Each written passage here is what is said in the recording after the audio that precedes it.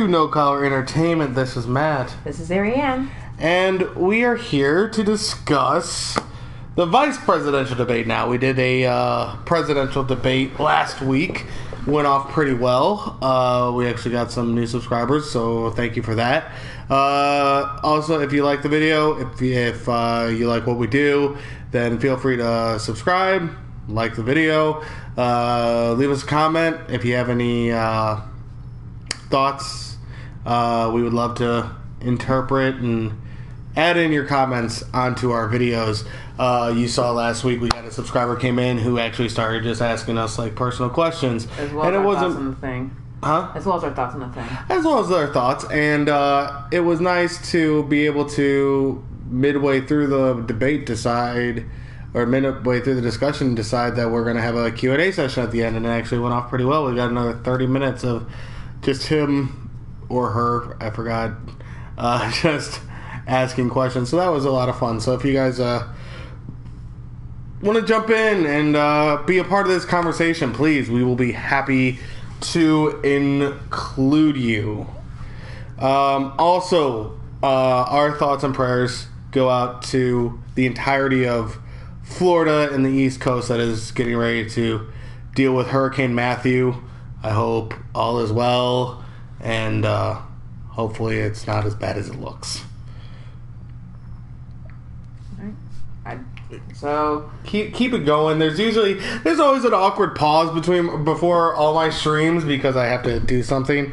I just want to jump into this, honestly. But if you could just milk it for a minute while I do something real quick before we jump into it, I would appreciate nothing. It. Honestly, I'm just super ready to go and get into this. Yeah, my wife here did 2 pages of notes. Well, three pages up until the point where I got tired of writing and just wanted to enjoy, quote unquote, enjoy it. It's mostly just taking notes on what was being said to try and have some context for later on when I knew we were going to do this. So I could say like, oh, I remember this, or this reminds me, I'm looking at something that actually like, oh yeah, this is something they said that kind of struck, like I was thinking about this, or I had this reaction, or I noticed this about the candidate who said it, or the reaction from the other candidate, and so forth.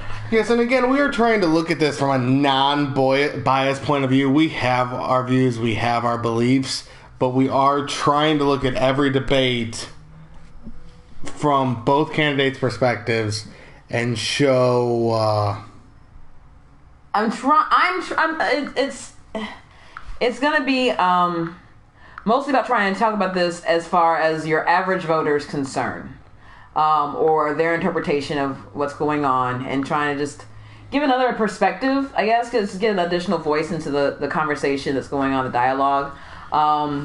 Hopefully, perhaps some ideas are spawned out of this. People want to engage in the conversation because that's essentially what democracy is, honestly. I mean, that's what you need. You need to have a confluence of different voices and opinions in order to come up with, ideally, the best solution for that society. And so, that being said, we're going to go ahead and get started pretty soon here.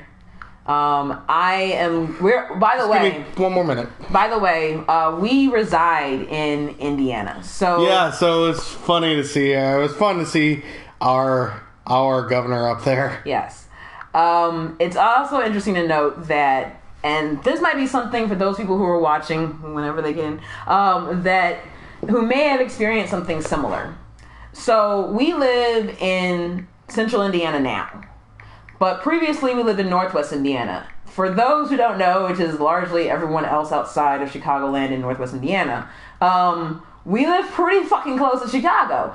Yeah. So almost all of our major media share in Northwest Indiana for the vast majority of both of our lives and memory have been news coming out of Chicago, which, will influence some of our thoughts and, ideas with regards to sports and, so forth and so on. Oh, yeah. She's a huge Bears fan. Of course.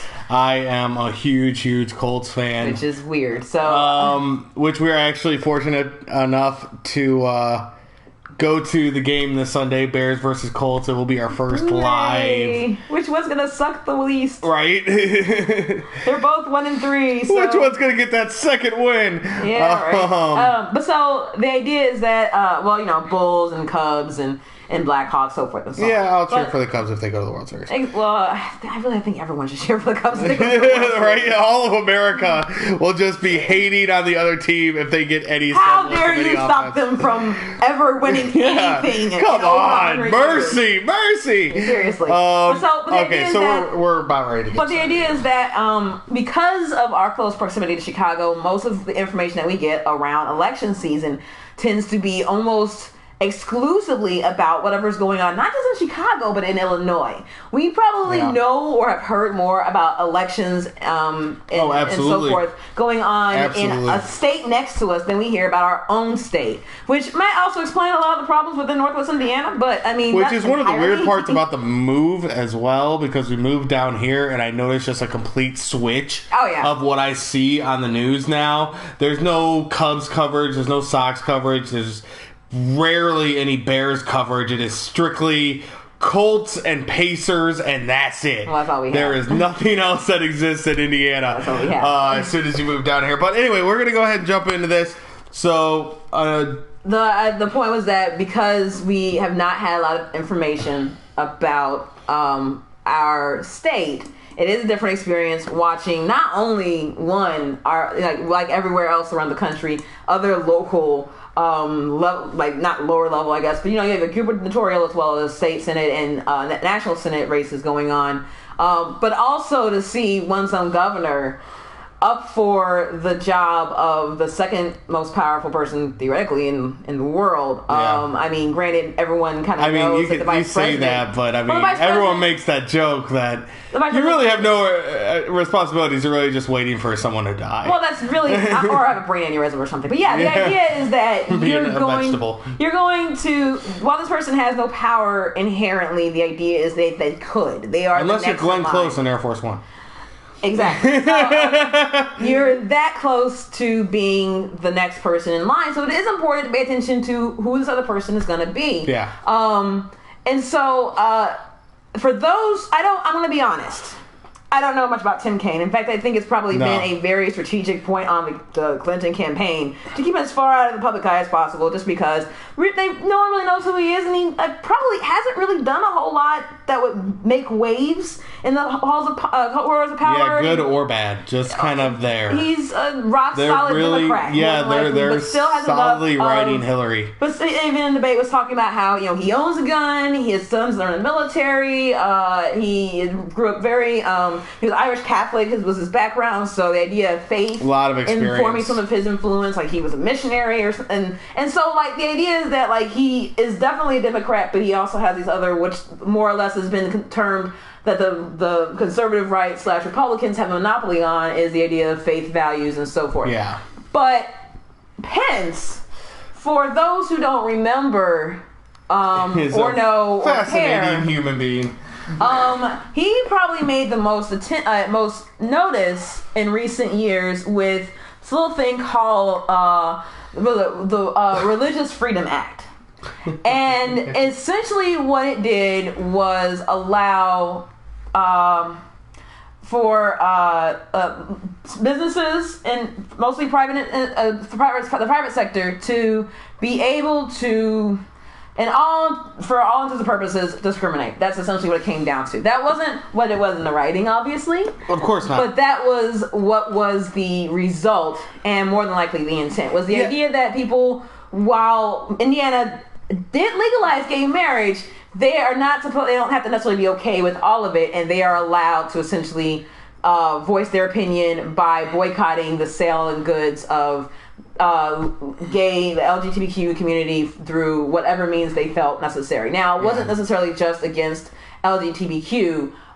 It could be interpreted to be pretty much anybody, but that was where most of it seemed to get the attention. That was certainly where a lot of it was actually practiced. And a lot of people were ticked, and rightly so, until it was finally kind of walked back. But the idea is that this is our government. From what I understand, Pence ticked off a lot of people on a lot of things he did. Yeah. Which we'll get to, but right now let's jump into the debate. First of all, an overview. I was walking into this debate, I believe you were too, expecting a different style than we saw in Trump and Hillary. These are both career politicians. They are both much more well-mannered than at least one of the presidential candidates. From what we knew, what we got was something else entirely. First of all, I wanted to say, this is the first thing I want to say when we jumped into the debate, because it ticked me off on the last one, so I'm going to say it now. Kudos to, what was her name? Elaine Keanu. Elaine Keanu. Thank you very much for being a good moderator of the debate. You did a great job. Yeah. And no one gives the moderators enough credit for how much of a pain in the ass that job is. Seriously. I mean, you are basically up there with two of the biggest egos in America. Yeah. I mean, you got two people who are either running for the most powerful or the second most powerful position in America. That breeds an ego. Yeah. And your job is to control that ego.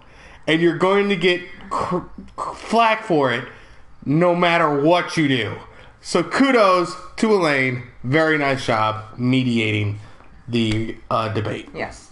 We were talking earlier, and I can't remember the line I came up with, so hopefully it'll come back to me later on today. But I remember watching the coverage leading up to it. I didn't watch a whole lot of it, just kind of like right before it, as we were waiting for it to start, which was funny because on the screen it says, any moment now, they're going to start. Like, wait, wasn't it scheduled to start at 10? You have a fucking counter sitting there right now telling me how many more minutes we have. It's not exactly any minute now. It's literally telling me exactly any moment. Oh, any moment, sorry. It's literally telling me exactly what moment it's going to be, but whatever. Yeah. The idea was that they were saying, well, we didn't really expect to see much from Kim Kaine. We're expecting to see him more on the defensive side. Yeah, they said expect Pence to come out firing. Yeah, and that was something that stuck with me, and that is not what happened. Kind of the opposite is what happened. What happened was Kaine came out fists ablazing. I'm surprised he wasn't wearing a wife beater and some old school 1950s cliche I'm ready to brawl type of attire, because he came out ready for a fight. And it actually, I think it hurt him in the long run. We were watching, and I watched the coverage afterwards, and our opinions of it at first seemed to mimic what the liberal media, I guess, whatever you want to say, but the larger media that is out there that says that Pence won, as much to my chagrin, but he won. In that, when you're in a debate, part of what this determines is if you win or not, is perceived as being won, is how you handled yourself, how you were able to respond to questions, and how you're able to maintain your composure, and but part of that should also be a little bit about the substance of what you say. So if you just stand there and are going, no, it didn't happen. No, that's not right. That's nonsense. How could you say that? No, yeah. I don't believe that. That's not true. That's not really a debate.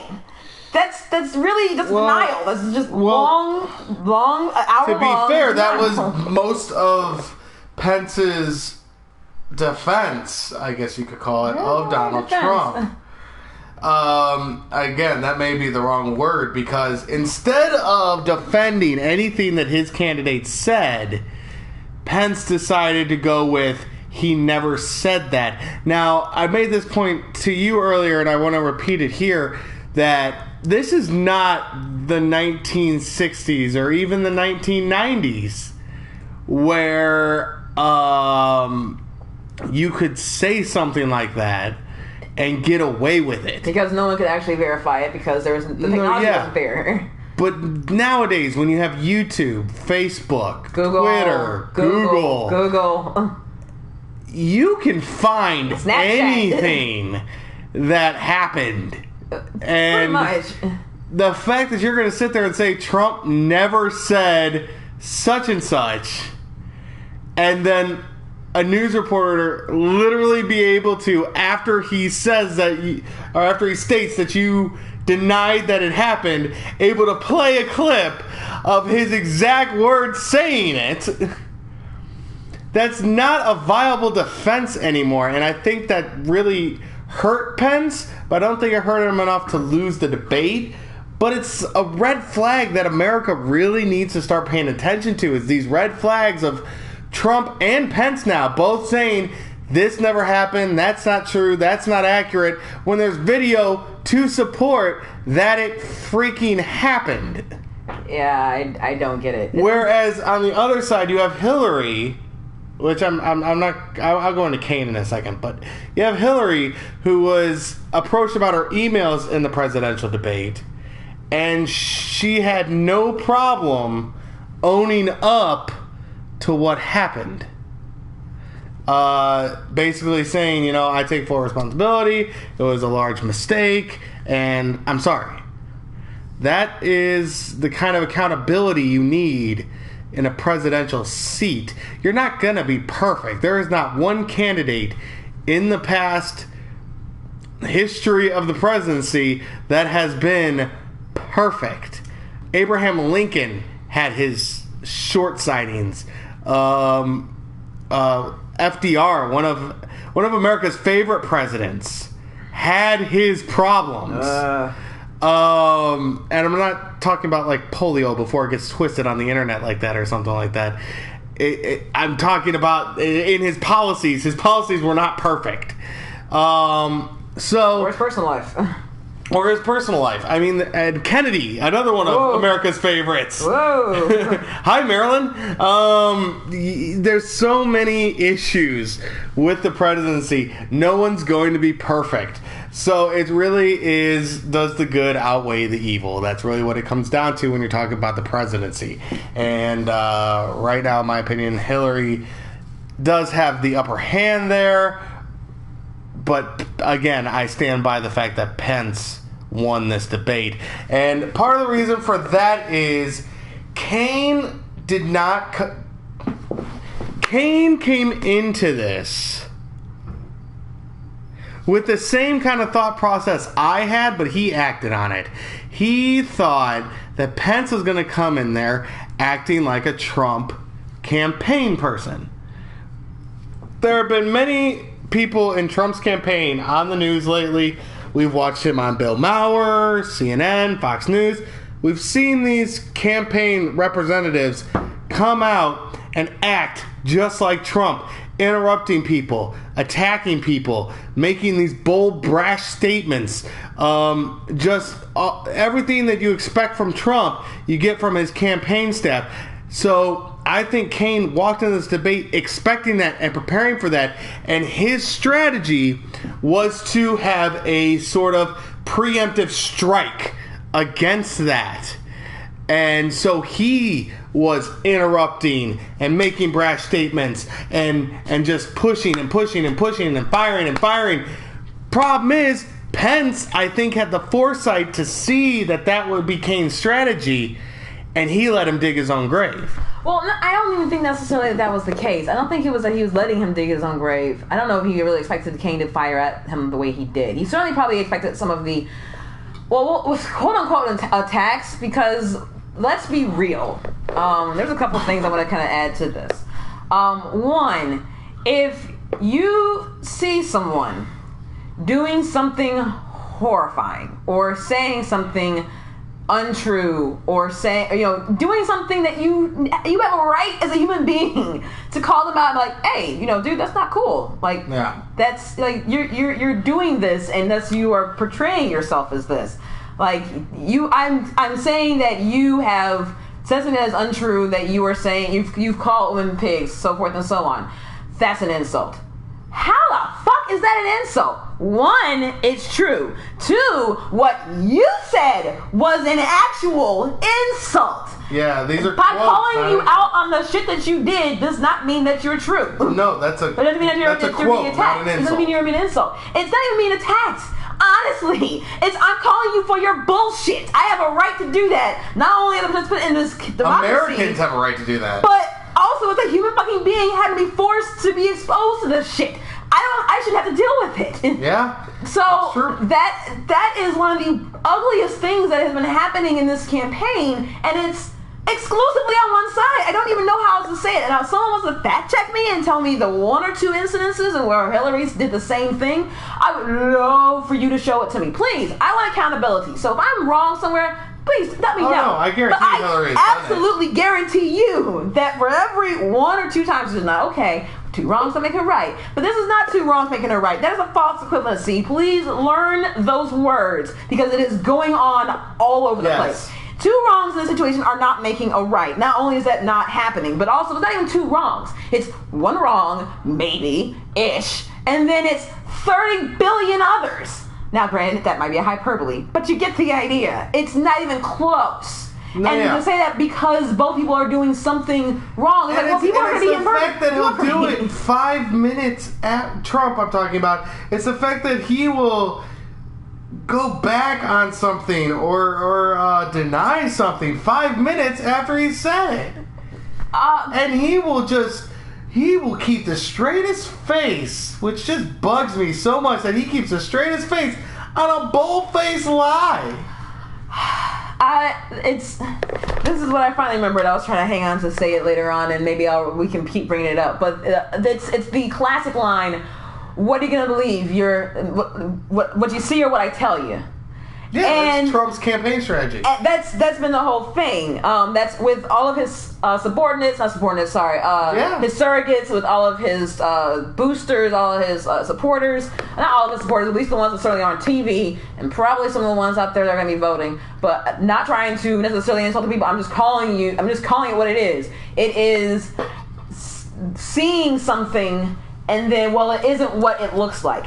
That happens a lot. You walk in, your dog is sitting there with a pillow or trash everywhere, and like, it isn't what it looked like. Well, it probably is, but whatever. The idea is that I literally saw you do it. I literally saw you, or I literally watched you, or I heard you say it. I read it somewhere. I literally read what you were quoted as saying, or watched you physically say it, and then someone say later on that it didn't happen. So what you see or what I tell you. Now, the only incident, we were talking about this earlier, the only incident where that is ever should be considered acceptable is in Face Off with John Travolta and Nicolas Cage, where at the end, they're fighting, and the daughter's sitting there with a gun, and they're both pleading with her to shoot the other one or to not shoot them. And, Nicolas Cage's voice box has been all wrangled or whatever, so he sounds like John Travolta. And John Travolta's like, trust your eyes, honey. And Nicolas Cage's like, no, don't trust your eyes. Listen to my voice. Listen to what I'm telling you. Like, that is the only time in the world, ever, that should be an acceptable time where you can go, maybe I should believe my lying ass eyes. That is the only time that's okay. Yeah, and that is fiction, folks. And that is straight fiction. And so this is what this whole thing has become. And it's remarkable. We just referenced a John Woo movie over a presidential debate. It's the only one that really matters. Makes the point, yeah. Yeah, only John Woo movie that counts. But I want to say something real fast about the election, about elections in general.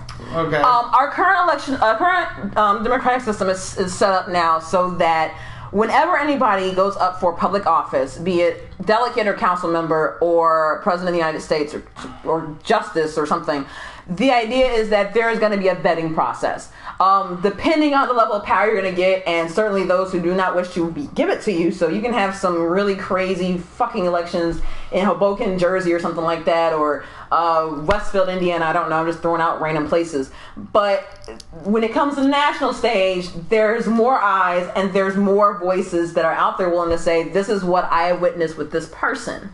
Not a lot of it is going to be good. Some of it's going to be good, but unfortunately the human brain is not wired that way. We tend to pick out those bad things faster than the good things. It's an evolutionary trait. It's mostly for our own survival. The problem is it's become almost psychotic at this point. Yeah. The idea is that we have gotten to the point where we hold our leaders to such standards, which I'm not saying we shouldn't have them, but I guess the idea is that if you're going to look at a candidate and be like, well, they did this wrong and this wrong and this wrong and this wrong, the problem is you will find something wrong with every, not only candidate, but every person on the planet. This is well known. Everyone knows that everyone's not perfect. Now, some people have a little bit more of their share of problems than others.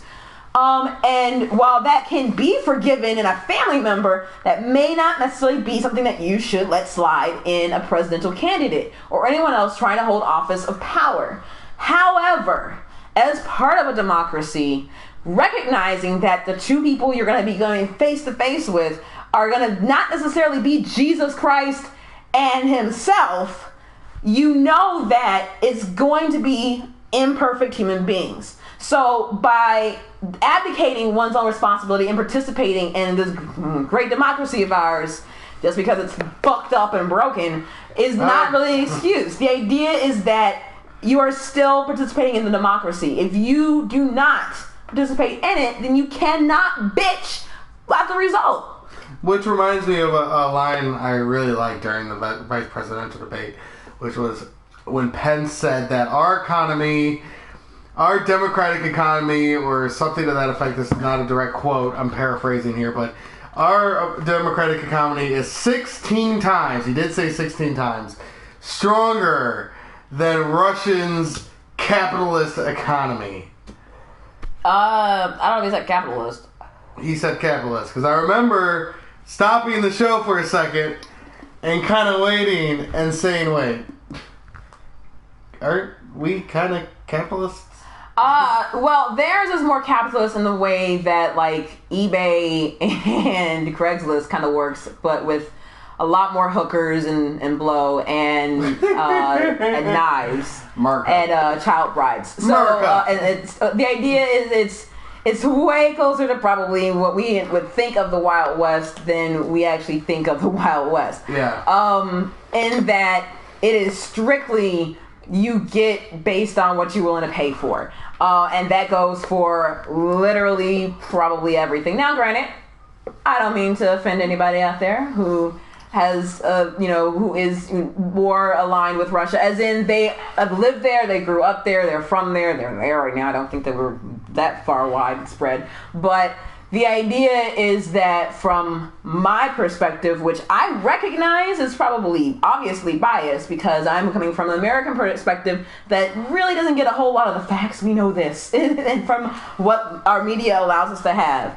But from what I've been able to glean from multiple sources as best I can without having actually been there, witnessed it, and experienced it, is that it really isn't, it's not the democratic at all. It's not democratic capitalism, and where we try to make some attempt to try to rein in, some of the excesses that capitalism can allow for, which would be, I don't know, child labor or slavery or something like that. The idea is that because we have these checks and balances where theoretically, if you buy something, it's probably actually what you bought. It's a toaster and not a box that just says toaster on it that you bought from somebody who painted it silver.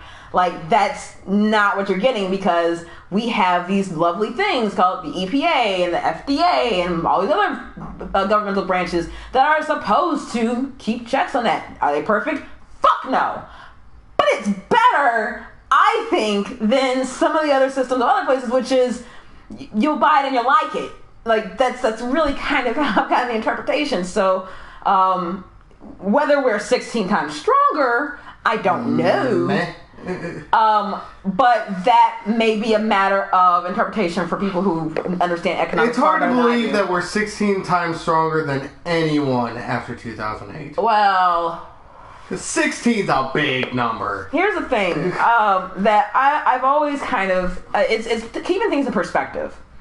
For the most part, I, as a human female, African American, in her, we'll say 20s to 30s, can walk down the street during the day reasonably and not be accosted. Now, I realize that is not the experience for a lot of women.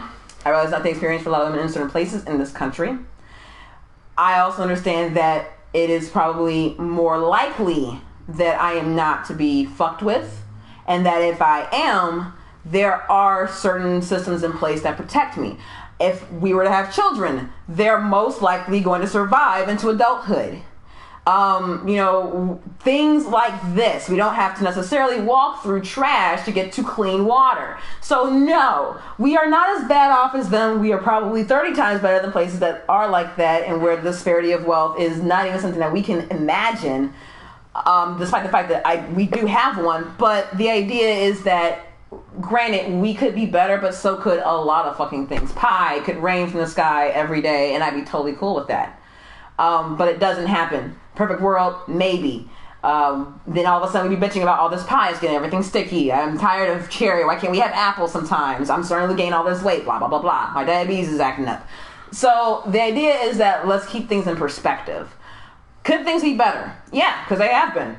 They have been better in a lot of ways, but even that was not entirely true for a lot of people, and the problem is now it's become even less true for even more people. So, are we getting into the debate? Or we are talking about the debate. Are we talking about the debate? I thought we were talking about other stuff. No, that was... Oh, you're talking about the direct quote. Off a quote. You're talking about the direct quote, and we were talking about how that may not necessarily be true, but it's not false either. We're not as on point with the debate as we were with the presidential one, but I think part of that is because of another issue I had with the debate where there were moments where all three members, the moderator and the two candidates, were just talking over each other, and it was just them arguing. It was really not... It really wasn't a great debate for either candidate, so that's why I'm saying when I say Pence won, yeah, Pence won, but it wasn't pretty. He came out looking stronger than Kane did because Kane looked desperate. It was like a football game that ended, the final score was 3-2. Yeah. In a football game. I've seen those. Not 3-2. It was like no, but you 9 see to 9-3. The Seahawks and Rams was the other way. Or 6-3 or something like that. No, yeah. What the fuck but are you guys no, doing? like if you had a 3-2 football game, I think that's what this debate kind of. That's a good analogy for this debate. Yeah, someone won, but they weren't that great. No, there wasn't a lot of greatness in this game whatsoever, and even the people cheering for their other candidates. It's hard for me to sit here and believe that you are actually excited for either one. Well, at least for those two. Except for Donald Trump, of course, because I decided to take the initiative and read some of Donald Trump's tweets after the debate. And it was all, Pence did a great job, I'm so proud of him, blah, blah, blah, yeah, fuck off. But no, he just I don't understand how a Trump supporter's mind works. I don't know how they see the world to where we need to put a reality TV show star in the office. Unless they're all just Mike Pence fans who are assuming because of all the hatred in America that Trump is going to get shot a week in office. I believe that people who are supporting Trump are actually supporting Trump or the Republican Party specifically. But there's some Republicans out there who say, I'm a Republican, but holy God, I don't know. No, for sure. And that. What was that one lady you saw on the show? We were watching Daily Show, I believe, and they did a interview, or someone found video somewhere of an interviewing of a just regular Trump supporter, woman out in Columbus, Ohio, and essentially explaining why she was going to vote for Trump. And she was saying essentially, like, I'm a conservative and I'm supporting the Conservative Party's nominee. And if this is the jackass they picked to ride this mule train or to lead this mule train, then so be it. And at least she was honest. She recognizes that Trump is a jackass and that this is who she has hitched her buggy to. And it's mainly because he's flying the colors of the Conservative Party, which were probably made in China because Trump did it. So, So basically, these are the voters we're talking about that go in and see the box, select all Democrats, select all Republican, and streamline the process, and they click one of those boxes.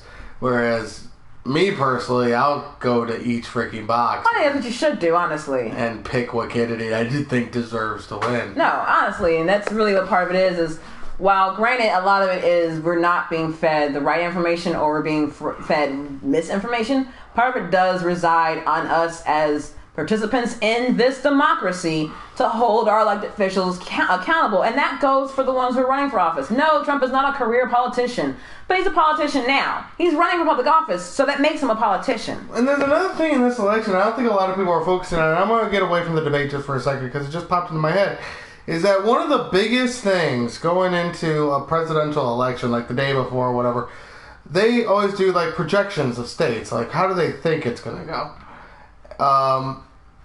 And usually they automatically give the hometown to whatever candidate it is.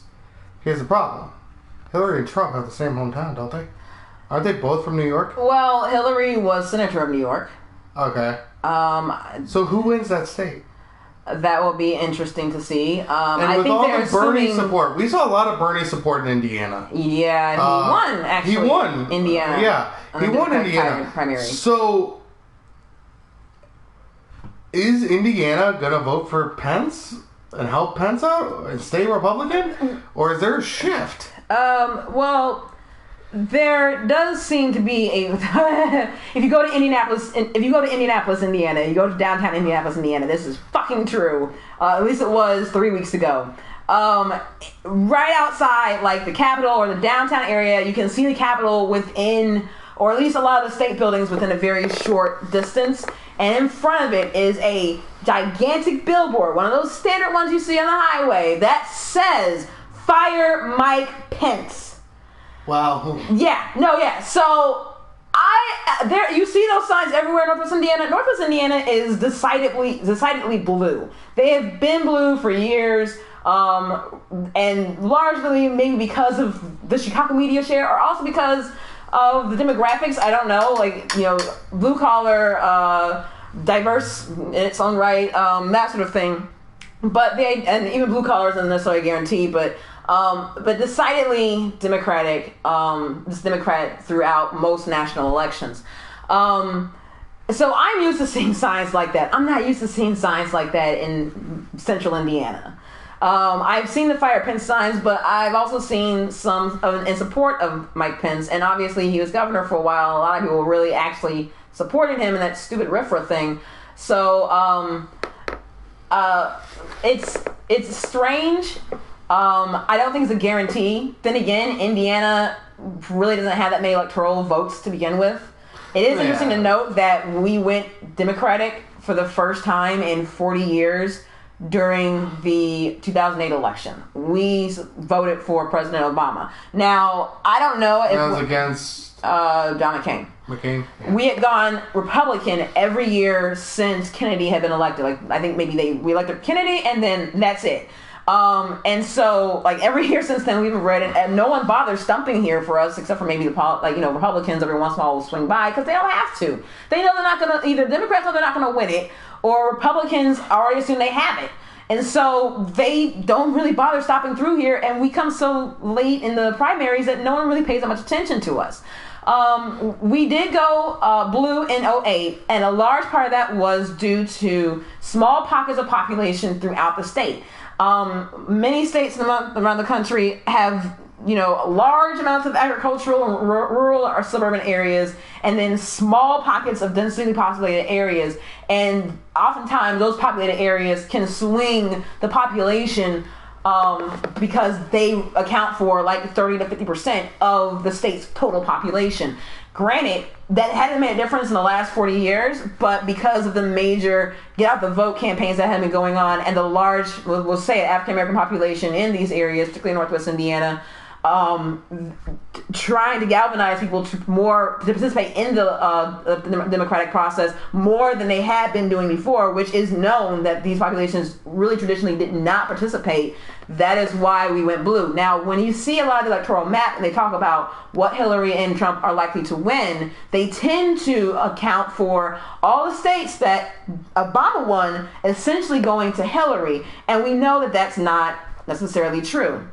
The idea is that there are some incredibly heated contests, places that were hard hit during the recession, and may go red this time when they went blue last time, or places like Indiana went blue last time, but it was a fucking anomaly. So those sweepstakes may not swing anything, because enough with the other ones, she still could win with enough electoral votes. Oh yeah, and that's really what it's going to come down to, and it's interesting because this election is going to be historic no matter what. There are so many storylines to follow, and I think that is part of the reason that this past presidential debate broke a whole shitload of records for viewership. Another part of it being that Donald Trump was on it. Yeah. Vice presidential debate, I think it was just the same as every other year. I think people don't care. I don't think people watch. And honestly, it was ugly. Again, it was like a 2-3 football game. It was not pretty by any sense of the imagination. There's some interesting points by each. They finally hit Benghazi. They finally hit the Clinton Foundation, which is what the Republicans were all in arms about. Like, holy shit, we didn't get our viewpoint. Well, you got it, and you didn't really make that strong of a case still. So, again, that's just what it was. But the thing that really sticks out to me, and here's where we're going to just go into some pros and cons, kind of get back on track here. Pros for me for Mike Pence was he was composed, he was professional, he rarely interrupted, and he made some good points on policy. Now his cons, and the one glaring con, and this is why he wins, because he has only one con to me, but it's a glaring con. It's one horrible freaking thing. He could not answer for anything. Not once did he answer for anything that Donald Trump has done. He did not justify it. He did not back it up. He did not do anything for his own candidate. The only thing he committed to in regards to Donald Trump is him saying, I have no problem defending Donald Trump, and then he did nothing after that. When he immediately asked the question about it, and then like, well, we're not going to do anything. Yeah, we're not going to talk about that. I would like to get. It was either. This is where Pence masterfully manipulated the conversation, because it was either Kane would bring something up. For example, one of his favorites was Trump wanting to nuclearize the world, just give nukes to everybody and let them have it out. Which I don't even know if that's true. I haven't seen that one. But you can always Google it. Yeah, we could always Google it, but we're not going to get into that right now because we have 18 minutes left before we're going to go ahead and call it here. So, I lost my train of thought. Sorry, baby. But let me jump over to Kane real quick, and then you can do your pros and cons. Kane's pros, he stuck to the topics.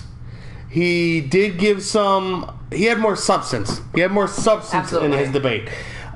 His cons, though, he interrupted too much. He looked nervous. He looked flabbergasted. He looked unprepared. He was not ready for Pence. I don't think he was ready for Pence to just shut down the discussion. And I don't see that as a con, as a pro, that he was able to massively manipulate. I remember my train of thought now. Go ahead. If I may, real quick, before you start. My train of thought was Pence massively manipulated the conversation by either if the thing that Kane was attacking on was not in relation to the moderator's question, then Pence would simply go, oh, well, I'd rather just go back to the moderator's question. And then if it was in some effect of the moderator's question, it would be a simple blowback insult to, oh, well, this is what Hillary's doing. And it was just a nice little carousel of that. Well, that's pretty much what he did every time. It wasn't that. I went back to the moderator's question. So you were saying. No, he did say that a few times. He said that, and then instead of going to the moderator's question, he would just say, well, Hillary did something like this. But I don't even consider that massively manipulating. What I think was interesting was that he was able to seem like he was making light of it. Not necessarily that he wasn't taking it serious, but that, hey, this guy's a stuffed shirt. I'm cracking jokes. Because I can recognize the ridiculousness of some of this, but I mean, what I'm really doing is recognizing the ridiculousness of your point. And you are the one who is ridiculous, sir. And that's maybe how he might have been doing things, manipulating it masterfully. But honestly, that doesn't really seem masterful to me. If his form of masterfully manipulating the debate is the same as when you ask your child if they did something and they just say no, and like, I have it right here, I saw you do it, I watched you do it, and you're going, no, I didn't. Or talking to another family member, like, where you're asking them or telling them that this is what I witnessed you doing, like, can you please do this, or you didn't do this before? Like, no, I didn't. Like, that's not a conversation. That's just someone shutting down the conversation at that point. No, didn't happen. No. Like, that's not a conversation. It's not, but the back and forth is, I say something, you respond to it, you may then, allege your own, and then I get to respond to it. That's a conversation. That's a fucking debate. This was not. I have the perfect analogy of this debate. Please. I'm grasping. Mike Pence was the 10-year-old spoiled brat whose parents were trying to accuse him or her of something. No. Well, don't you want to? No. Well, what if we watch that? No. Yeah. Well, do you want to do that? No. That was Mike Pence. That doesn't seem masterful to me. I'm not done with my analogy. It's a masterful analogy of the entire debate. Kane was the Linda Listen kid. Oh, I don't know about that. Yes. Oh, maybe. Listen, Linda, listen. Linda, listen. Linda, listen. What about my point? What about my point? What about my point? What about my point? What about my point? So it was a debate of the Linda Listen kid versus the 10-year-old spoiled brat who doesn't want to do anything. That was the debate, and I think that's part of the reason we're getting off track so much this time, because it was crap. It was a mess. Well, here, then let's go back onto the debate. But it wasn't the moderator's fault. No, of course not. No, the moderator did a fantastic job, and my issue. I know before it's almost my issue almost never is with the moderator. There was one debate I watched. I think it was a Fox News one actually, and it was for the Republican primary, where it was one of the only times that I can remember. Now, I'm not saying it didn't happen other times. But it's one of the only times that I can remember where they specifically would ask Donald Trump a question, he would deny whatever it was that he said, and then they would show a clip of him saying it, and then he would either completely go off topic, accuse the moderators of doing something, or try and reframe it in a different context, despite the idea that, dude, there is no other context, we just watched you do it. Yeah. And that was the only time that's ever happened. Now, I wish to God that they did that more, because it seems like when you watch any news talk show where you'll have a host who brings on a guest and they talk about the issues and they will show clips with relation to whatever that person said or what someone else said or what have you not, and then have them respond, that would be fantastic. I don't know. I watch Meet the Press. I don't watch it as religiously as I wish I did. It's been a long time since I've watched it and seen either Hillary or Trump on there, and I mean Trump and not him calling in from a fucking telephone. I don't remember the last time I saw it. I've seen Bernie on there a few times, and he's been held to the fire for sure. But I guess the idea is that it would be nice if we had that in a debate. I'm not certain that it has its place in a debate, but if we're gonna treat this like a fucking reality TV show, then we may as well make use of the goddamn technology. And going back to pros and cons of the debate, the pros were that honestly it allowed me to find out a little bit more about Tim Kaine. I already know enough about Pence, and frankly, if I didn't know anything about Pence before, I still don't know anything about Pence now, except that he looks good on television. That's pretty much all I saw. One of the biggest glaring cons, and that I really, really don't understand why the Clinton campaign did not coach this man more, or why he made the decision not to, is when they got to the section towards the end of the debate with regards to specifically social issues. And that is a broad base in which to touch. And this was the one section where you started to see some heat, and granted, there was already some heat from the candidates in that, what are you going to say about this candidate? You're being ridiculous, so forth and so on. This is where you actually saw them not just trying to attack or not just trying to, frame things in regards to their candidate, but more about their personal beliefs. And that was, I think, the most telling. But I was disappointed because there's stuff that I know about Pence's run as governor here in Indiana. There's virtually nothing that I know about Kane's. I Googled it real fast. It seems like he's a moderate Democrat, honestly. And with Pence, or with Kane, he did not go after Pence at all about the Freedom to Religious Rights Act, or whatever it's called. Which is what made national news at least a year ago. And so it seems like that would have been something that he could at least have tried to touch on and did not. When they talked about birth control, not even birth control, they talked about abortion specifically. And Kane did not go more into Pence's decision or, support, if not actually writing into law, certain things that are incredibly restrictive with regards to women's access to reproductive health. He didn't touch it. At least not in the manner that I would have been satisfied with as an Indiana woman. And so I don't know if he felt like he didn't have time. I don't know if it was keep the focus on the main candidates. Don't go into Pence so much. This is not about attacking him.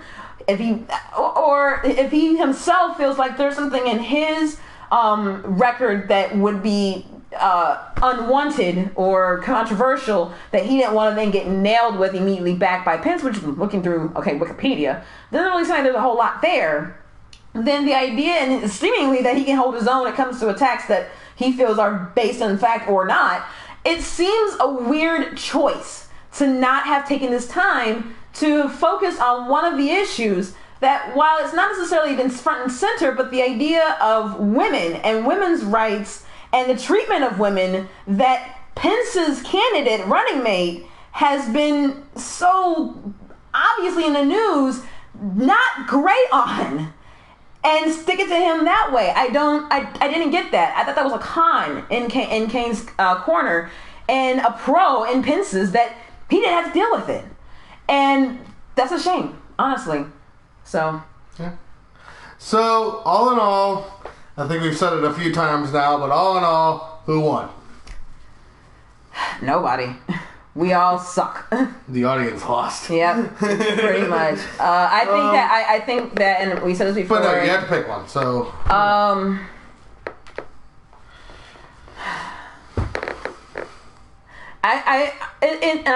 I'm really trying to not fall victim to the same kind of brand loyalty that we have already accused Republicans of being by supporting Trump. I really don't want to be in that. I don't want it to be seen as false equivalency either, because I don't feel like it is.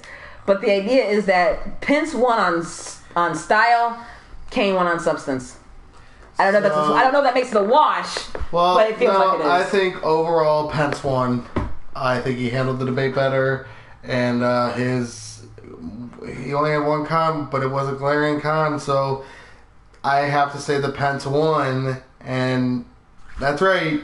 I just said Pence won the debate, in my opinion, but I am still a Hillary supporter. So, just to show that we are not completely biased, I mean, it does hurt to go, yeah, Pence kind of won.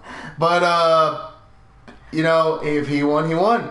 And you know what? If Trump would come out and he would do a good job, and I could start believing some shit he says without it being outlandish and stupid, then he may get a couple more bumps for me. Like I said on the past broadcast, I can sway back and forth at a moment's notice, depending on what happens. So I don't buy that at all. Not so I don't buy that. That's how you feel. No, at this point, I do not see, with how much Trump has done, I do not see me going to Trump for this election.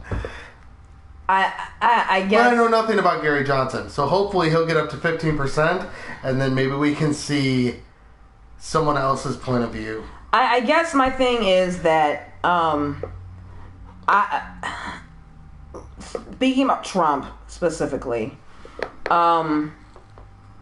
that if someone did something awfully crass and horrifying, and consistently did it over and over and over again, and then all of a sudden made some platitude with regards to, hey, I've changed because look at me kiss a baby. I'm not eating them anymore. It doesn't matter. You still used to eat babies, dude. Maybe that's not. Maybe I should innocent until proven guilty. I get that. Maybe it's also about people can change, and I get that as well. But that is within your personal life, how you choose to decide who you wish to associate yourself with. Yeah. However, for something as important as the President of the United States, who will inform policy for really honestly, depending on the nature of the presidency, the next millennia, in that they will have great influence and access to different peoples, communities, and policies around the world. The largest military, do not believe the hype that we are somehow depleted. Even in a depleted state, we are still 120 times bigger than the next one. I don't see giving someone who is so incredibly erratic, lying, self-serving, and frankly, just really callously disrespectful to everybody, everything that this country is supposed to represent. I don't get it. Now, granted, people who are on the Trump side would say the same thing about Hillary. I would love for you to tell me what you're seeing, because it's not even close. It's not even close to the same. And I don't get how that can somehow be equated as being the same. It's not. It's like saying, oh, I lied about, I lied about, where I, 1 second. Sorry. Drogo, hush! Sorry, the puppies. Okay, I'm gonna let him in. Okay. Watch It's like drinks. saying, it's like saying that one time I stole candy in the 4th grade, or whatever. I'm representing John Oliver here. I stole candy in the 4th grade once. And somehow equating that to be the same as I killed a hooker with my tire iron and dumped her body over in the lake. We both did something wrong. No. I mean, if you're looking at an all or none situation, I get it. But this is not an all or none situation. It's not. It's candy or a dead hooker. If that is how you look at it, as being, well, those are still the same things, then There's no an issue. fucking wonder we're in the situation we're in right now. No, yeah, and one last thing. Shit. The puppies have gotten... No collar. Shit. Okay, so, yeah, this is just getting all kinds of crazy now that we let the dogs in here. Okay, so... What are they gonna say now? Okay, well, either way, it was not a good debate. It was half-assed by both candidates. None really doing a great job. Pence, I believe, because there's not much you can do when you got a running mate like Trump. And Kane, because he simply he took the wrong approach to the debate. And, yeah. So, that's our thoughts on the debate. I have nothing else. My last thought, I'm just going to repeat, and it's probably going to come up again. Face Off. The only time in the face of the world where you can say, trust what I'm telling you and not your lying ass eyes. That is the only scenario. Trump, John Travolta, Nicolas Cage. That is the only time that should ever be acceptable. The rest of it is, no. I'm pretty sure my eyes have never lied to me before, but you have. I'm gonna trust my eyes. So yeah. So, all in all, mad debate. We will be back Sunday night for the presidential debate. Whee! This part 2. After our first live NFL game of both of our favorite teams, which is really exciting. So we'll be back Sunday. I'm thinking about doing something with Madden in the future, so keep it keep in touch for that. If you like the video, make sure you like it. If you want to see more, please subscribe. Check out No Collar Entertainment. A lot of stuff coming in the future, guys. We're just trying to get everything together now. So, for No Collar Entertainment, this is Matt. This is Ariane. We're out. Bye.